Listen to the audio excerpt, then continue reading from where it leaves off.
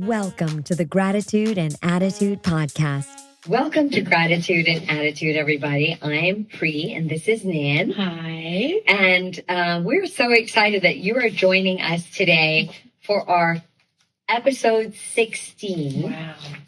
So the topic for today is feeling deeply but staying steady. Mm-hmm. And we had talked about this, in a casual conversation that we had about allowing yourself to feel emotion, but not allowing it to control you. Mm-hmm. And I thought we could kind of split the conversation up a little bit about, I actually have some statistics today. You know how I love statistics. Well, that's every podcast. No, I haven't had it last Yeah, couple. really? Well, that's because we haven't really done like a last thing. Statistical thing? Yeah. Yeah, I do have some, and they're really, really good. So I'm going to share some statistics about how people feel about themselves, and how their feeling can run away with their action. In other words, their actions get overtaken by their emotions. And so I thought we would talk about that a little bit, and then we could talk about a little bit about some tools for what we're calling emotional self-regulation. It's feeling something, but then not allowing it to run away with you. You're regulating your emotion. So before we start that, do you have any sort of thoughts about this generally, about this subject? Has it been something that you've ever struggled with, or that you... Emotions? Yeah. Because I think emotions and feelings and like moods are all different. Yes. It's not the same. So let's talk about your what you would consider emotions and feelings. Right. Okay. So what's the difference for you? So in my notes here. Yeah. So I think like emotions are more short-lived. They're like brief. Okay. Like fear or joy. But feelings are experiences of your emotions. Okay? So how you interpret them, and they become consciously aware of them, as you would. Yeah. They can last longer than the emotion itself. And moods, because it's all kind of related. It's like a pathway. So feelings are emotions are short. Feelings are what you've processed from the emotion that you had. Yes. And then mood. Is that the last one? Right, because feelings are shaped by memories. Yes. So things that happen. And then moods, or they more diffuse, general emotional states without a clear trigger. Duration lasts much longer, hours or even weeks, days. Waking up in a good mood without knowing why, or being in a gloomy mood all day. Yeah. A key point, though, is moods are less intense than emotions, but influence overall perception and behavior. Okay, so they're way more influential than the others. Yeah. So that's so interesting, because I've never looked at it as three Me either. different ones. I learned something new today. That's good. Mm-hmm. So for the purpose of this subject, do you want to just use the word feelings? Talk about our feelings today, or do you want to talk about emotions? I think we should start off with emotions, because that's where it starts. Okay. You know what I'm saying? Yeah, absolutely. Before we have a feeling, we have to have an emotion. Yes, 100%. So I think that we should talk about emotions, and then just kind of fall into the feeling part. Are you ready for my statistics? Yes. Go. Get you so excited. Go. Okay. In 2024, 43% of U.S. adults reported feeling more anxious than they had the previous year. Okay, say that again. So in 2020, I'll give you in terms of the year. Okay, yeah. So these are key statistics on emotions and emotional struggles. Okay. Let's see, this is the American Psychiatric Association, which measures this stuff pretty significantly. 2022, 32% of U.S. adults reported feeling more anxious than they had from the previous year. Okay. So they got heightened. So 32% of U.S. adults. In 2023, that number went up to 37%. In 2024, 43% of U.S. adults reported feeling more anxious than they had the previous year. So every year, those adults are getting feeling more and more and more anxiety. A 2025 poll from the American Psychiatric Association found that 67% of Americans feel very or somewhat anxious about current world events, and other worries like caring for their family, paying bills, and health were similarly high. That's unique because in the past, people would worry about their family, paying bills, and health. But now it's about world events, current world events that we can do absolutely nothing to change. But people are feeling it. Right. I wonder what that's all about. In terms of emotional dysregulation and mental health, so emotional dysregulation is not being able to control your emotions. Found that difficulties were indirectly associated with symptoms of depression. That seems like a no-brainer. And among adolescents aged 12 through 17 in the U.S., newer data show that 31% had a mental, emotional, developmental, or behavioral condition in 22 and 23. Yep. And then this is interesting. This is like a whole nother topic for another day. In consumer emotional behaviors, 69% of Americans say their emotions influence their spending. Sure, absolutely. And 24% say their emotional spending is out of control. I emotionally spend. Do you really? Heck yeah, well, you do too. Like when? Oh, like it's a comfort. Oh yeah, I do say, Yes. I feel like going shopping. It's a comfort. It's like, for me, like if I'm just, something stressful happen, I feel better when I buy something.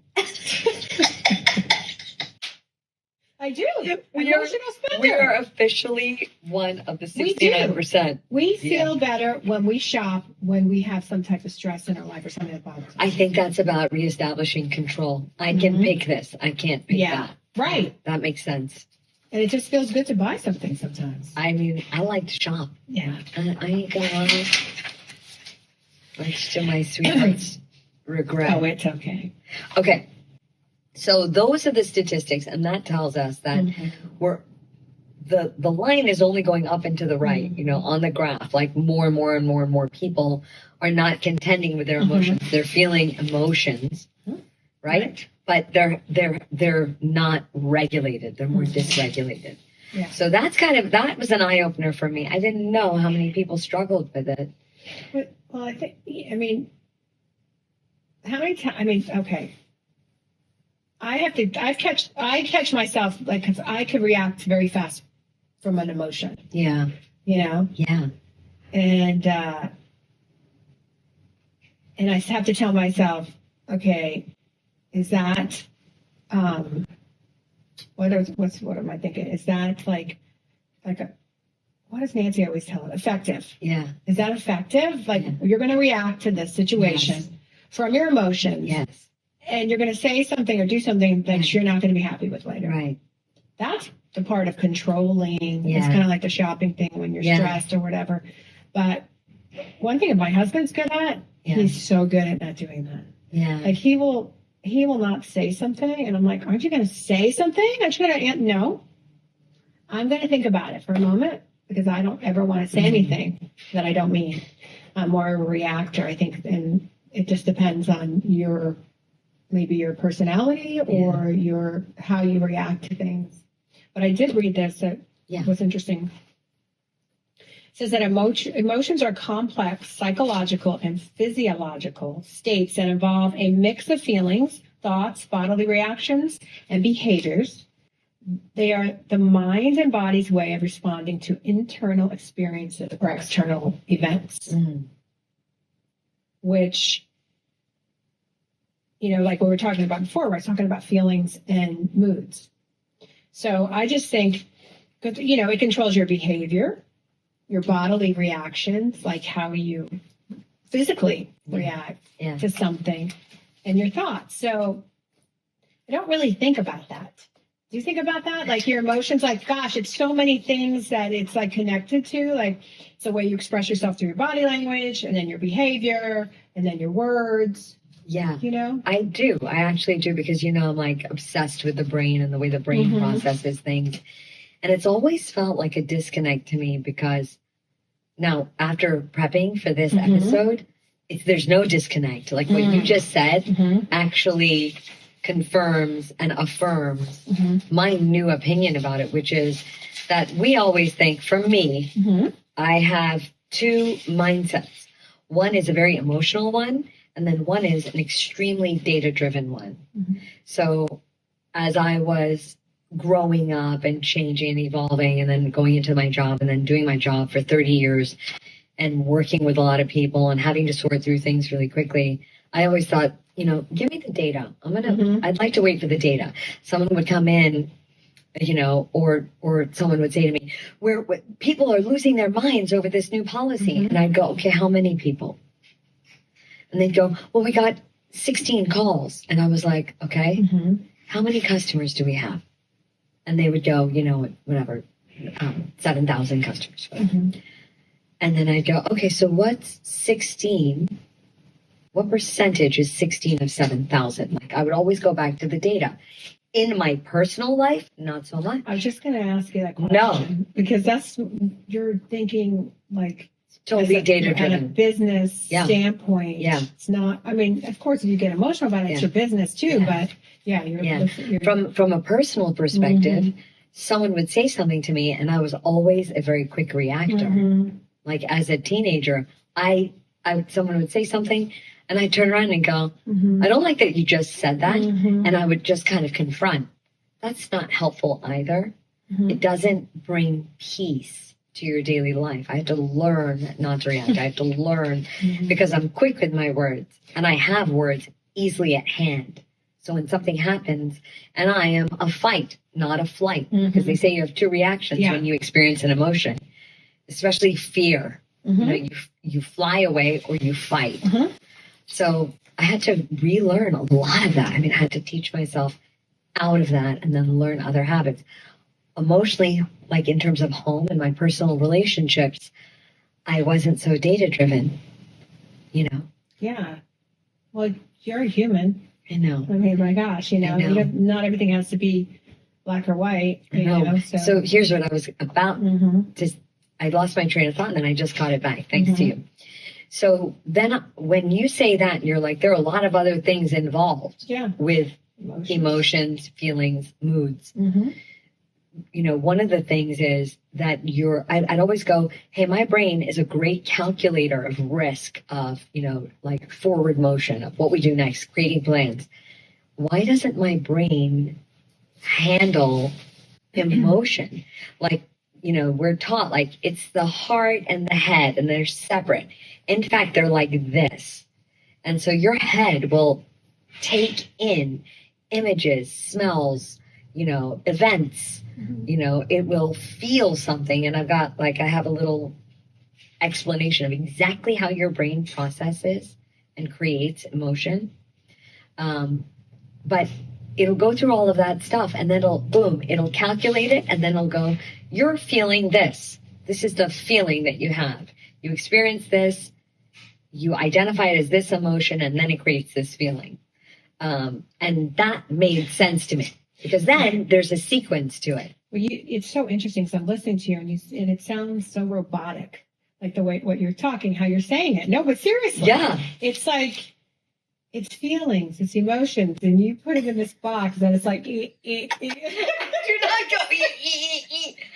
Hello, I am a robot. That is not true. But that's what it sounds like. But it's very logical when you understand exactly how it happened. Right. But I get that. But when listening to it, it's like... Well, I used to think, like, how did I feel that? Just like out of the blue. There's got to be a reason. Yeah, right. Medically... There's a brain reason. Right. But I'm just saying. I'm just saying what maybe someone else is thinking. But nobody else is here telling you that you sound like a robot. I say you sound. I said it sounds. Like the way you're explaining it sounds very robotic. Oh, that was good. That was careful. Yes, thank you. Not you, but the way you're explaining. Yeah, but even if you had said I sound like a robot, I'd be like, yeah, like the Tin Man. I'd like to be a robot. The Tin Man was not a robot. I know, but he didn't have a heart, right? The Tin Man had a heart. No, I'm just trying to figure out what did he have? Or the lion? He didn't have. No, he didn't have a He didn't have a brain. A brain. The lion No. didn't have a heart. The lion didn't have a heart. Okay. No, the Tin Man did not have courage. Oh, courage, yeah. Yeah. Okay, Thanks. I'm all off. No, you're neither nor or whatever or. Everybody, I'm robotic. I don't have a heart. That's I not do have true. a brain. I do have a brain. You're very smart. Yes, You're but very intelligent. and I am I'm pretty just courageous. saying, as just listening, it sounded very robotic. Since we're talking about feelings, and feelings are so emotional. Okay, you want to hear how the robotic works? Sure, go right ahead. Okay. So think of your brain and body like they're best friends who talk all the time. When something happens, like a loud bark, a hug from a friend, a big surprise, your body sends messages to your brain. Deep inside your brain, there's like a tiny alarm center. It's like alarm central, called the amygdala.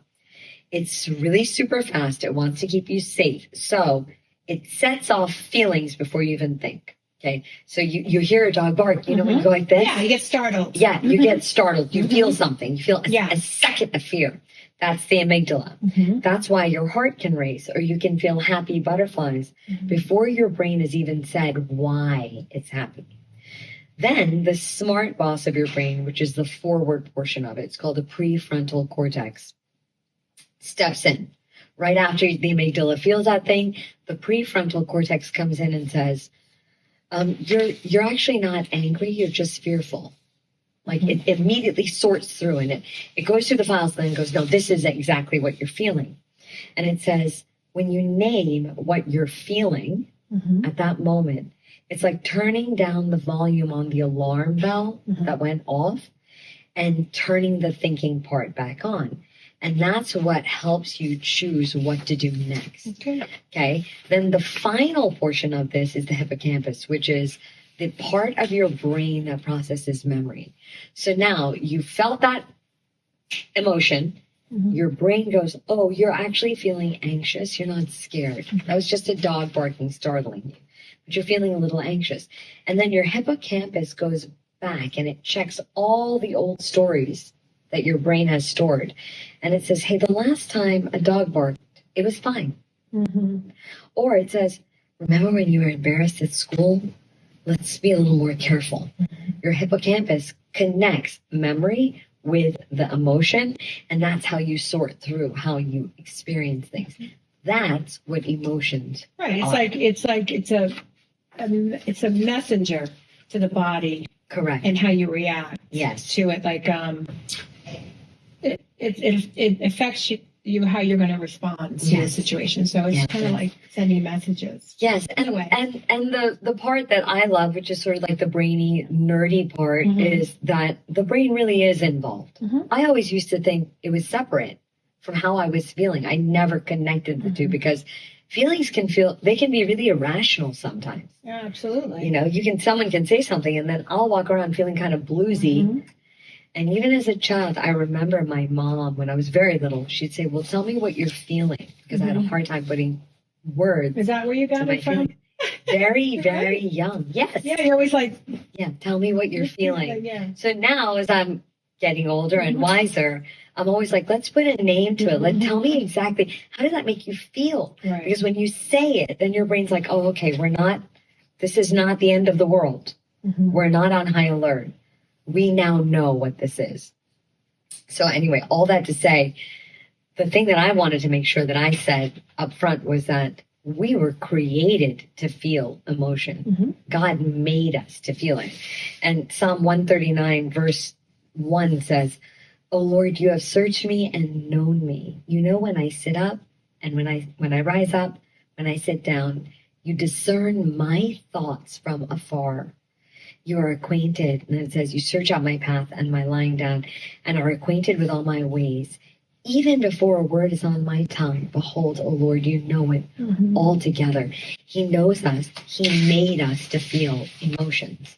So having emotions is not the question. What you do with them is why we're talking about it today, and how to kind of come to that place.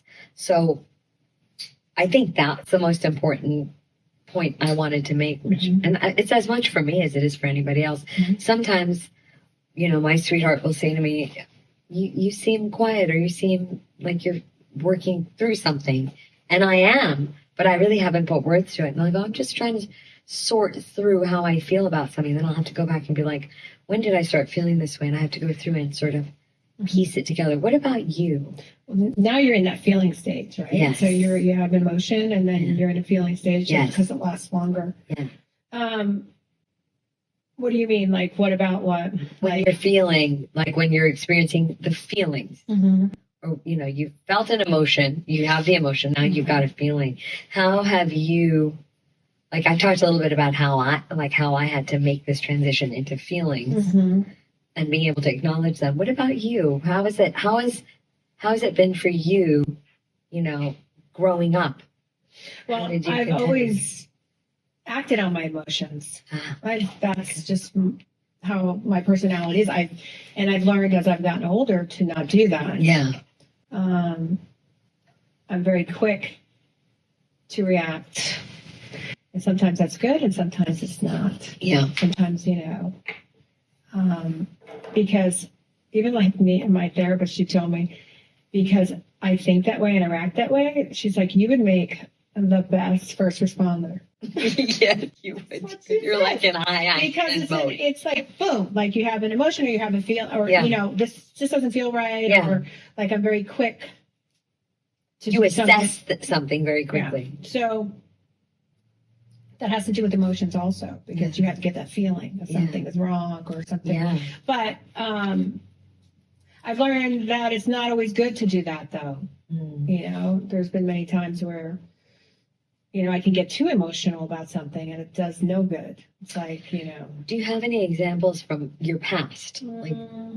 Well, let's just say that I had a little scare with my mom just recently. Yeah.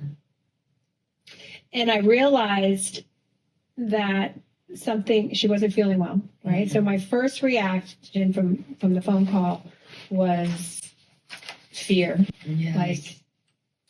Like real fear. Like I told you, I felt like it was like an outer body experience. Yes. It's like all of a sudden I just felt like all the blood just rushed to my feet and all my hairs on my arms stood up, and I felt like I was floating a little bit like outer body. Yes. It was like fear. It's like hardcore fear. Wow. And I've learned to do things being fearful. Mm-hmm. So even like at that moment that happened when I'm talking to my dad, I still can be logical. Yes. And not let that fear of emotion completely make me useless in a sense. So that would be something that lately, because before I probably would have freaked out. But instead I'm like, okay, well, this is what we need to do. All right, let me get in the car, I call 911, but I think about that and I think, wow, I've come so far because I can literally do something scared. And even more like scared, fearful. I think scared is different than being fearful. Like I've been scared before and do things, but I was fearful that I was going to walk in and she was going to be on the floor. Mm-hmm. You know what I mean? Like that was different. It was a total so I've worked on that, but it's amazing. But I've had in my lifetime, like I'm Italian, so we have like crazy tempers. So there's been times we're very emotional. My family are very loud and emotional and speak whatever's on their minds. And I grew up that way. And not saying it's the right way, but that's how I grew up. So I have a husband who's very, very calm and very, I would say. He is so steady. Yeah, he's steady. But sometimes I will say things and do things that I probably shouldn't do because I'm reacting, because I'm emotional about something. But I do apologize, and I do know that it's not right. But, if I'm in a bad mood about something, and here you go into the moods, right? So you have an emotion. I had something happen that I was not too thrilled with, so I got emotional, started having the feelings that blah, blah, blah, then was in a bad mood, and then basically you couldn't say the right thing to me if you tried, and then I would just snap at you. So, but I think the biggest game changer is knowing when you're doing that and being like, okay, I know it's not right. And you're like, I'm sorry. I shouldn't have said that. Or I shouldn't have, the way I said it, I shouldn't have said it because I'm really going off my feelings. I'm very emotional at this moment. Yes. So that for me would be. That's fantastic. And actually it leads right into the next portion of our conversation, which are like, what happens and what you do in response to what happens. So it's kind of I have all these notes, and it's kind of like a 3-part thing, which is for emotional regulation, you have to be emotionally aware. And then you have to, like, the second part of it is feeling versus allowing your feelings and your mood to flood you. And then the third was responding instead of reacting. Those are the 3 kind of big tools that I wanted to share today. But they all deal with a different portion of that process, right? So let's talk about recognizing your feelings. How do you recognize what you're experiencing? You do something for me that I hope that you'll share that you learned from Mel Robbins' book. And by the way, everybody, you should know this. We are not being paid to talk about Mel Robbins' book. We're not endorsed. Like, we like the book. We're not getting paid. It's not a paid endorsement. But you do this thing where and I guess that's at the end of the process. I definitely want you to share that later. Okay. But for now, how do you recognize what you're experiencing? Like, what you're feeling? How do you assign value to it? We know what the brain does, but how do you do it? Is there a process that you use? All right, let me just say this one thing real quick before I answer that, because I just have this in my notes, and I thought it's kind of a cool way to look at it. Look at things. And then I'll answer your question. But emotions spark the fire. Feelings are how you describe the heat. Moods are the climate that lingers in the background. Okay, say that again, because it's so good. Emotions spark the fire. Feelings are how you describe the heat. Moods are the climate that lingers in the background. Ooh, right? So good. So that's like the whole process of emotions, feelings, and moods. Okay, I just had to share that. That's so good. All right, so the question again. So how are you emotionally aware? How do you be emotionally aware? For anyone who's like watching us, who's like, oh my God, my emotions totally trample me. I lose my mind, and then I'm in a fugue state, and then I've like torn up everything. Like, how would we tell that person? How would you tell that person? Here's how I remain emotionally aware. That's a really good question. Like how I think sometimes too it's hormone related also. It's very good possible. I'm just saying, everyone. Definitely for us. We've got some vestiges of hormones. I'm just saying, so sometimes But let's treat this as if it's actual emotion, feelings, moods. Like, so how do you become self-aware about it? Because a lot of people, you have to start by saying what it is. Right. You have to recognize it. Like, it's so many things you have to recognize. I don't know. I mean, I think it took me a while. It took me, honestly, I had to get healthy, like minded, to understand what I was doing too. Like, for me, it was like a lot of therapy, honestly. I'm not saying everybody can get therapy, but I had to really understand why I was doing something. Like, am I getting emotional because I'm too sensitive about the subject? Am I getting emotional because I'm not feeling well? I'm not getting, I mean, it's hard to figure out why and to kind of pinpoint and say, hey, I'm getting too emotional about this. Pride can keep you from doing that. If we want to take what you just said, which I think is phenomenal, and I'll tell you why. Because actually we can simplify it for someone who's like, I don't have time for therapy. I'm not going to therapy. I don't have good therapists in my town, whatever it is. I would say that asking yourself a question first. That's the first start to becoming emotionally aware. So I'll tell you, I'm a quick talker. So somebody pushes me, I say something, it would be too late by the time it came out. I would see it land on them. I'd see their face like fall. You could see it's like an arrow. You've let loose an arrow. You can't pull the arrow back. So what I learned was that person says something to me. all of a sudden I start feeling like my heart beating. So I decided, and I had read a bunch of things and I had a great therapist, but this is something that you can do without any of those things. If you just take this, it's like a little life hack. Yeah. Stop at that emotion. Everybody thinks, oh, this conversation's got to move on. No, you can look at somebody and not respond. Yeah. Specifically when they say something hurtful or do something hurtful or injure you yet once again. I think the repeat offenders are the hardest ones not to respond to. And I think at that moment, what you can say is, like, I would listen for the sound of my heart. And I'd be like, I am so mad right now. That sounds like boom, boom, boom, boom, boom, boom. That feeling inside you, boom, like, I'm going to let loose. I'm going to open up a fire and I'm going to torch everybody in my path. I would go, okay, I feel really angry. And then I would ask the question. So you stop and you question, why am I so angry? And most of the time it was because I would feel like that's wildly unfair what that person just said to me, about me, what I was doing, accused me of. I'd go, and then the third portion of it was I'd go, why are they saying that? And that would be like, literally, I don't care if I would look at somebody, and I went through a whole phase where I would just stare blankly at the person. And they'd be like, hello, I just said blah, blah, because they want you to respond. They want that reaction. That's one of the ways I became self-aware. I just decided I'm going to recognize the physical feeling that I have at that moment. Sometimes I would feel like a heat come up my face. Right. They're saying that you're just getting mad. Yeah. Well, the blood is rushing to my brain because my brain is getting ready to attack. Yeah. And I'd be like, okay, I'm upset. I'm really, really mad about this right now. I know it's never good to respond when you're upset too. No, but that self-awareness is huge.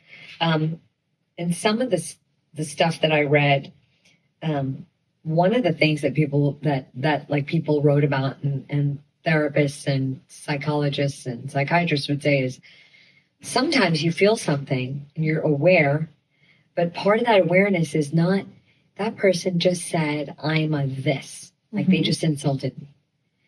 You don't know that person. What do you care what that person thinks? But someone who you loved 5 years ago accused you of the same thing. Right. It triggers something from your past. Exactly. It kind of like it unleashes a loop. That's what you're really mad about. You don't really care about this person and their feelings to you. So I think that happens. That probably happens a lot. I think maybe. Oh yeah. And I think if you're able to it's almost like if you get caught on fire, you stop, drop, and roll. It's kind of the same steps. Yeah, but it's a lot to think about in the timing that something's happening. Right. You have to be, that's a lot to think about in that moment of self-control. It's a lot of self-control. What if you just started with one? What if you just started with the thing, hey, what am I feeling right now? Right. I went back at my notes, and that's a good question because I have like what you just said.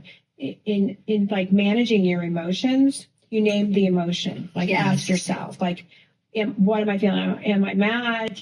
Am I sad? And then triggers, what you just said also. And check your body. So you just said that. Pause before reacting. Yes. Like that would be like you do, like you take a second, like you stare at somebody for like 10 minutes. That's you pausing. I look like I'm in some sort of like fugue state. I would just stare for forever. Then I learned to be like, I'm going to have to get back to it. Right. It's a step away. Yeah. So that's perfect. Yeah. And try to express your reaction in a healthy way. Yeah. I mean, because you asked me what I do. Yeah. I don't do all these things. I'm just reading the things you're really supposed to do. I'm just saying. For me, sometimes I don't do it. But this is express emotions in a healthy way. Yeah. Talk about it or whatever. Move your body. Oh, well, that's just saying in general. And then reframe your thoughts. Challenge your negative thoughts at that moment. So good. But it's it's easy to say. Let's cycle back to the feeling versus flooding, because I think what a lot of people would say right now in this conversation is, that's fine, Priya. You're okay, Pri. You know, like you're like, hold on a minute, let me go through all these steps. I know what you're thinking. Mine is like, I'm going to logically go through it because I want to dispel this negativity immediately. Right. I'm working continuously to maintain and hold dearly to my heart the peace that I finally found in my life.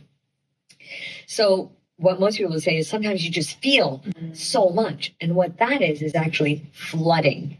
You're emotionally flooded. So imagine standing in a room, somebody says something or does something, or you feel something, or somebody asks, like I remember for my nephews, there was one kid who would never invite one of my nephews to his party. And it was so painful. I would actually look at this little guy and his mean little friend refusing to invite, this is years and years ago, refusing to invite this sweet kid to those things. And it would feel like I was in a room and all of a sudden I was like washed over with anger. Like I want to go like grab that kid's mom by the lapels and be like, what's wrong with you? That's flooding, that feeling like when it's just so much emotion. How do you deal with flooding, emotional flooding? Yeah. How have I dealt with it in the past? Yeah. I'm probably not well. We're supposed to be helping. Well, being honest, like it's a struggle. I'm not like you. I can't structurally put things like that. I do in moments, but sometimes I just can't. I just am not. I'll do something just out of emotions, and then I'll regret it later. I just I don't have the capacity to think at that moment like shit. I shouldn't have done that. You know. You're talking about you being the perpetrator. That's what I mean. Oh, in response to somebody else, like you reacting to your own anger, like fear, whatever. Been time because I've been around you when I told you something and you flew off the handle. Not about me, about somebody else doing something to me or something. Yes. And I'm like, whoa. Yes. Yeah, my loyalty is what really raises my ire. But this is one thing I will say about myself. I despise that person right now for hurting you. Yeah.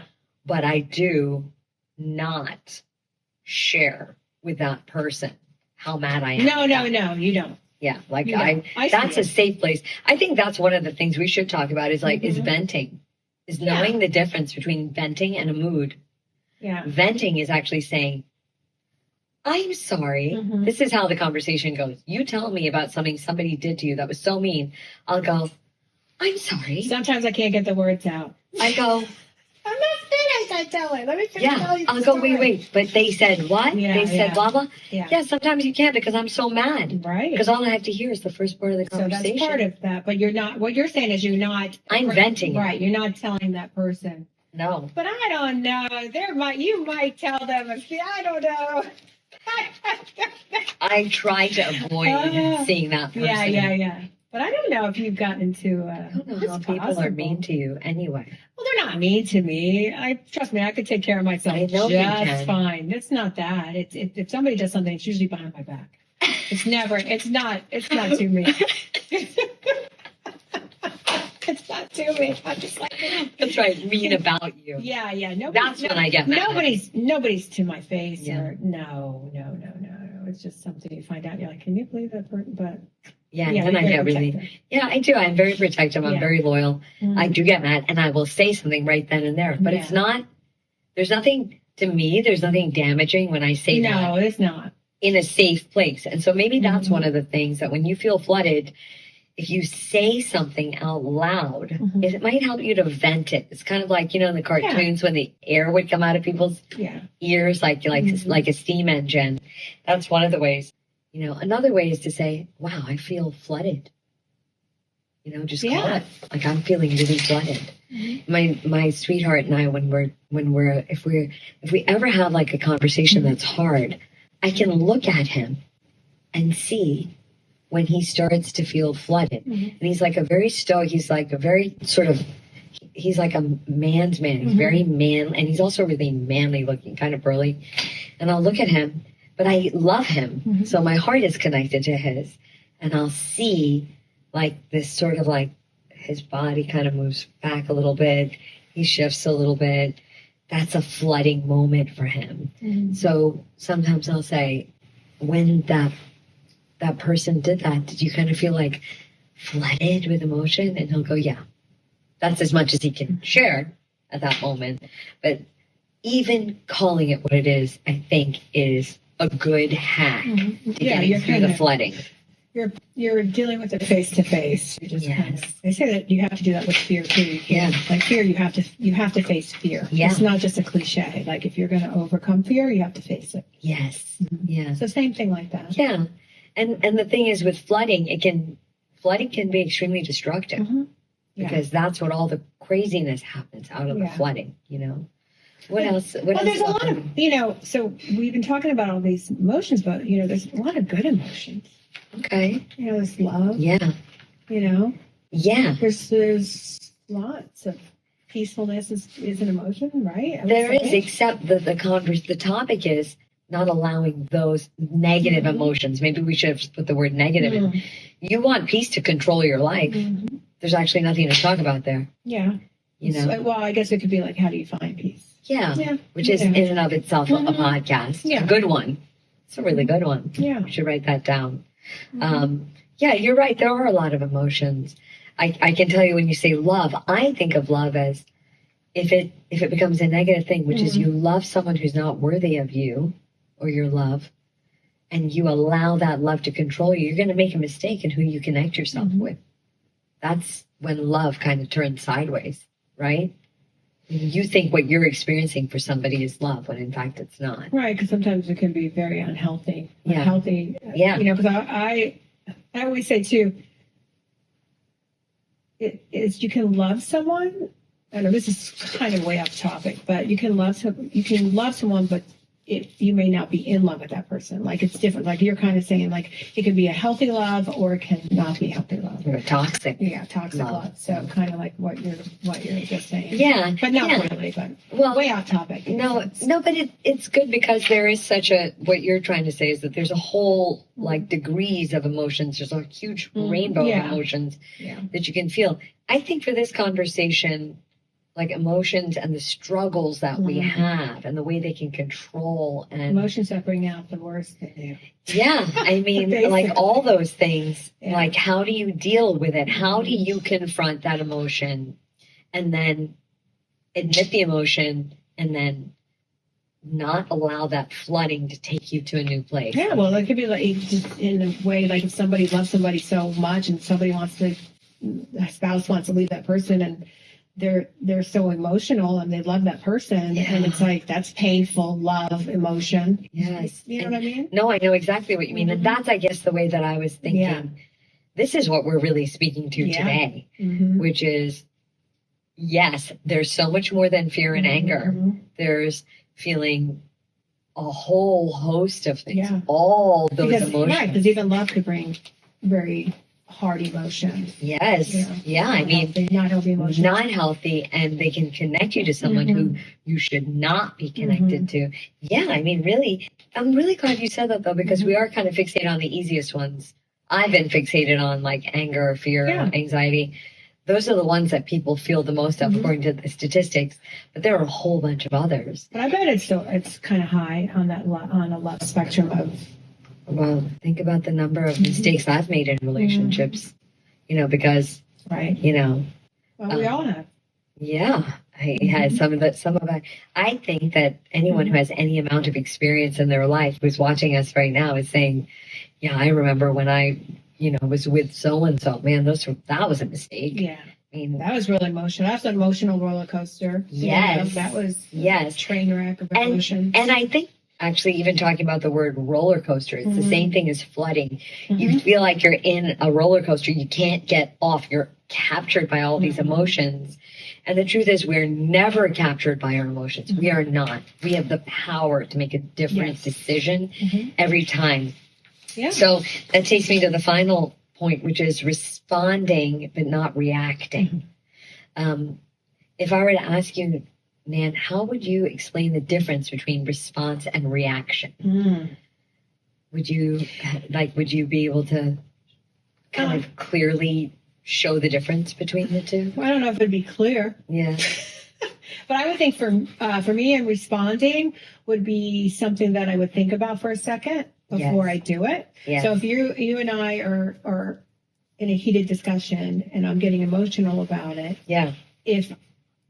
if I take a second to think about what I'm going to say before I say it, I think that would be more of a response. Yes. If I don't think about what I'm going to say and I just say it, for me, that would be more of a reaction. Perfect. It's actually perfectly clearly said. Responding versus reaction. So here's the key. The reaction is the most damaging part. For sure. Everything so far has happened. Somebody else has done or said something to you. What's happening inside here is still unknown until you react. Right. You know? Yeah, no. I mean, if you think about it, some of the craziest, most viral videos in the world are people reacting. No, you're right. Somebody slapping somebody, like whole crowds, like mugging somebody. Like you see the reaction, and that's the most toxic, worst part of it. Well, you can't always control how you're going to feel about something, but you definitely can control how you're going to react. So how do you control how you react? Well, that's kind of what I just said. Yeah. I have to stop. If I stop for a second and I think about how I'm going to respond, my response will be way more effective. Right. If I don't do it and I just respond off my emotion, it ain't going to be pretty. It'll be totally different. You'll get a totally different response.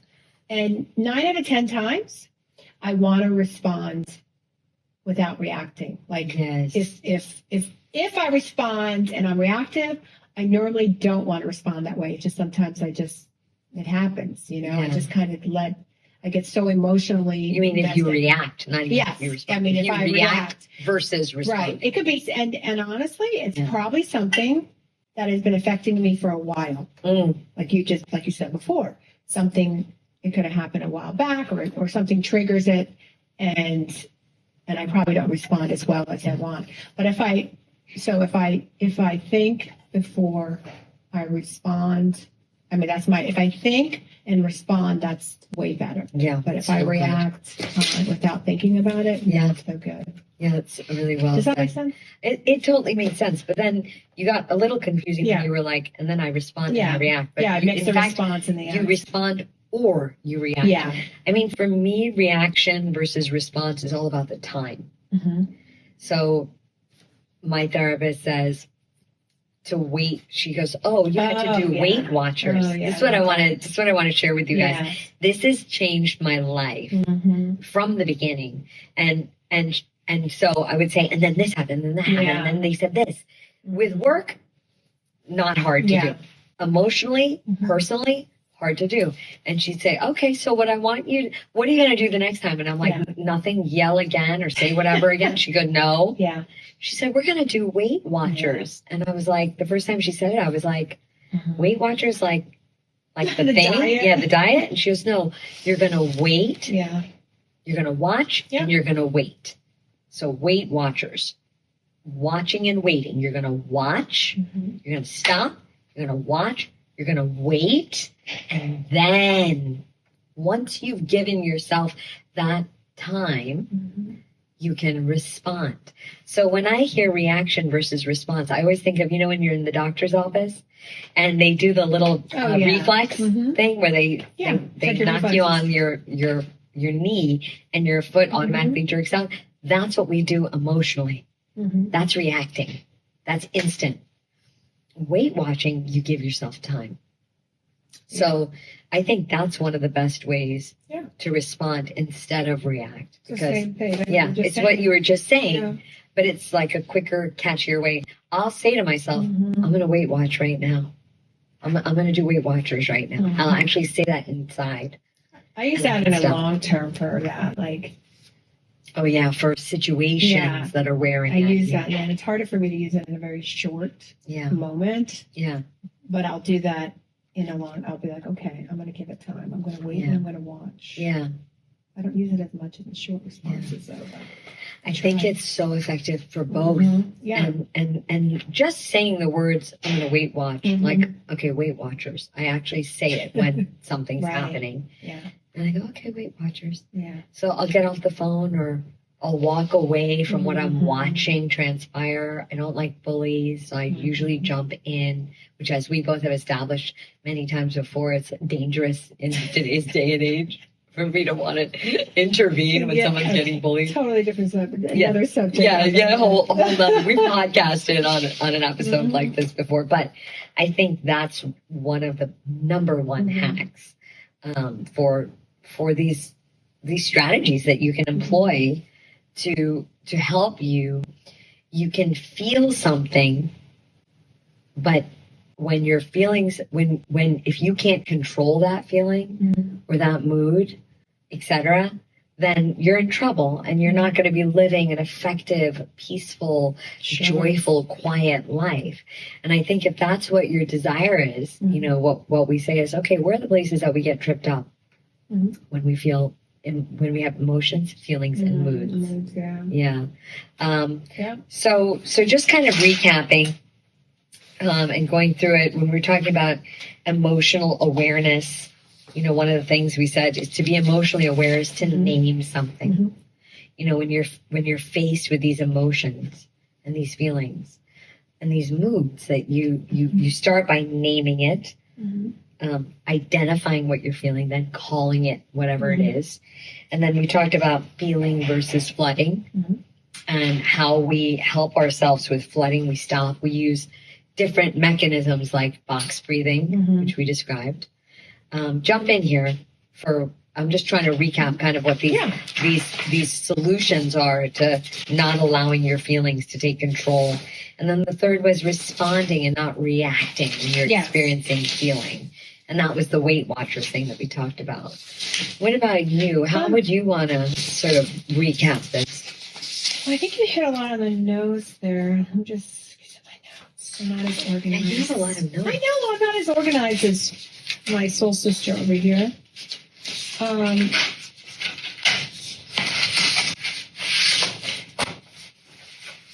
know, I think too, like what you were saying, the deep breathing. I think we should have like a gratitude check too, also. Oh, that's so you know, think of things that we're grateful for, or thankful for, and then I think we should ask ourselves, how do we want to feel? Too. You know what I mean? Like maybe, like give me an example of that.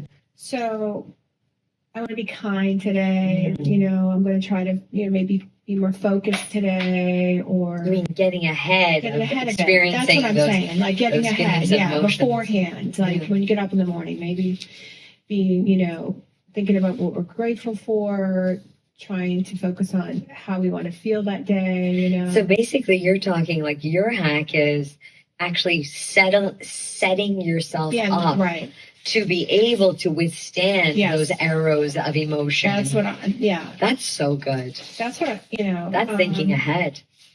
But we're talking about managing emotions. I guess so that what I said would be more beforehand, before they happen. Like if you know you're going to deal with an emotional day, try to do those things. You know, try to think of things you're grateful for. You know, try if you're going through an emotional time, and manage it before it comes in. Give yourself every opportunity to be as stable and as steady as you can be. And that's just and pray. You know, of course, we can't forget to pray. You know, for the strength. And God give you the strength. You know. But to what you asked me, managing, I would be like pausing before you react, like we talked about.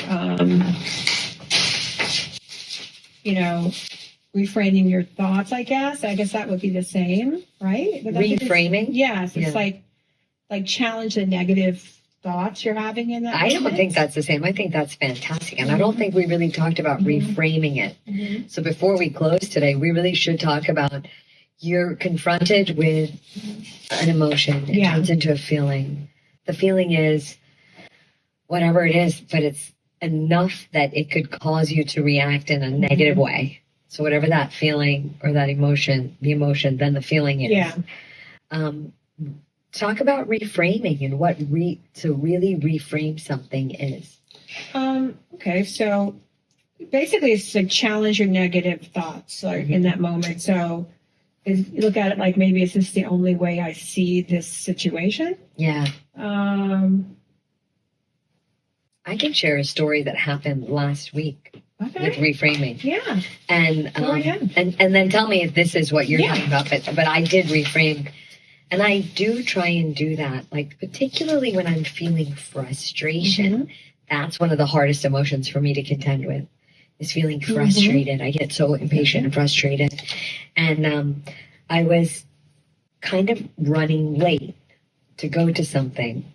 And I was waiting for someone to get to the house. But I was running late. So I was starting to feel I was feeling anxiety. I could feel it bumping up a little bit. And then I started kind of rushing around a little bit, trying to get things set so that I could meet that person and then move, like, to go, because I was getting late. And I was carrying the carafe from the sink in the kitchen island to, like, click it into the coffee machine.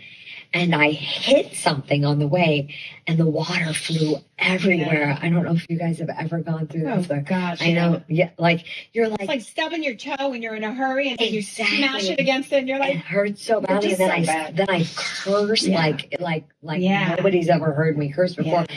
And I was like, blankety blank. And I felt all this anger. And then I stopped. Yeah. And I was like, God... are you slowing me down because you have a purpose?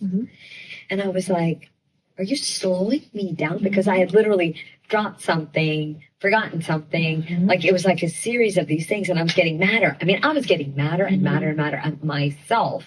Yeah. And I stopped and I went, okay, Lord, you're slowing me down for something. And he was.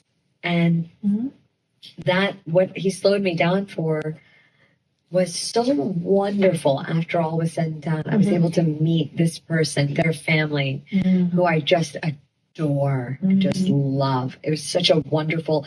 If I had left the house, I would never have met them. You know what I'm saying? And God was slowing me down. That's exactly what I'm talking about. So that's the reframing. It's reframing, like this, just that moment of, you know...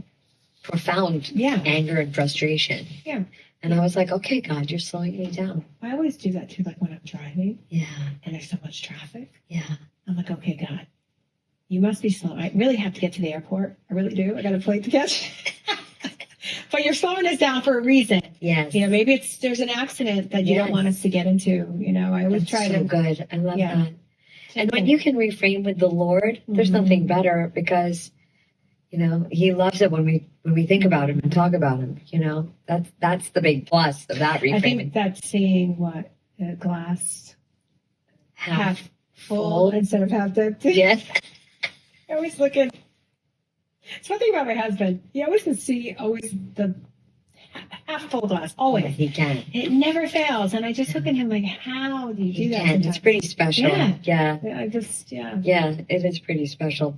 Well, I think that we've gone through, you know, we started this conversation by saying that we wanted to talk about, you know, feeling deeply while staying steady. Staying steady is remaining healthy, remaining calm, not turning into a nuclear wasteland because of how you respond to something. And hopefully people have some good takeaways.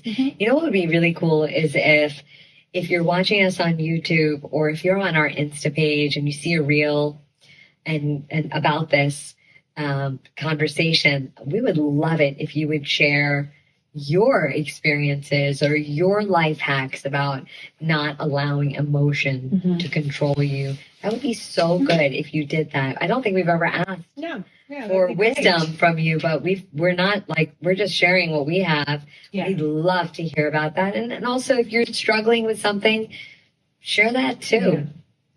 So that's a wonderful way to reframe sort of the things that really bother us.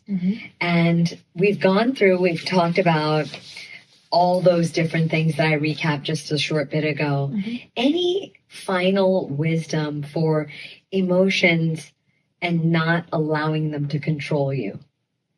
You know? Well, emotions, feelings, and moods, not controlling you. I think the only thing that, to end this conversation, the subject is you're going to have emotions, you're going to have feelings, you're going to have all those things. Yeah. It's really the way we respond to them. Yeah. So I think you should allow yourself to have these emotions, feelings, moods, but it's how we respond. It's beautiful. And that's what. Yeah. That's actually a perfect conclusion to what we've talked about, because it is going to happen. Yeah. There's no way. This world is too crazy. Yeah. It's too wild. Too many things go sideways. Too many things happen. And one of my favorite things that you said was preparing yourself for the day for them to happen. Yeah. And getting ahead of responding. I loved that part that you said, and I just want to remind everybody of that. I was going to say, you know what I do every morning? What?